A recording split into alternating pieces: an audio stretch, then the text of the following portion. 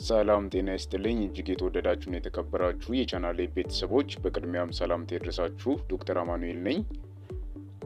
በዚህ የጤና ቪዲዮ ላይ በወር አበባችሁ ወቅት መመገብ ያለባችሁና የሌለባችሁን ምግቦች እነግራችኋለሁ።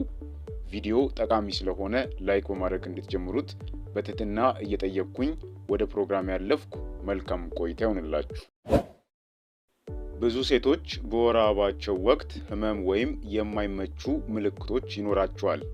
እነዚህም ምልክቶች ለምሳሌ የሆድ ቁርጠት፣ ራስ ምታት፣ ማቅለሽለሽ፣ ድካም፣ የሆድ መነፋት፣ ተቅማጥ እንዲሁም ደግሞ የስሜት መለዋወጥ ዋነኛ ምልክቶቹ ናቸው። አንዳንድ ምግቦች እነዚህን ህመሞችና ምልክቶች ሊቀንሱ ይችላሉ። ሌሎች ምግቦች ደግሞ ሊያባብሷቸው ይችላሉ። እነዚህ ምልክቶች ሲከሰቱ አንዳንድ ምግቦችን መመገብና ጥቂት ምግቦችን ደግሞ ማስወገድ ጥሩ ስሜት እንዲሰማችሁ ይረዳችኋል።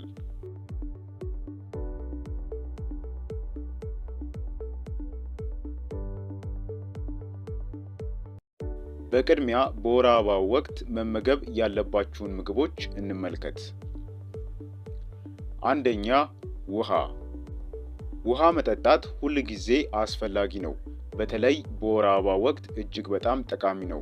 ሰውነታችሁ ውሃ ስለሚኖረው ለድርቀት እንዲሁም ደግሞ ለራስ ምታት የመጋለጥ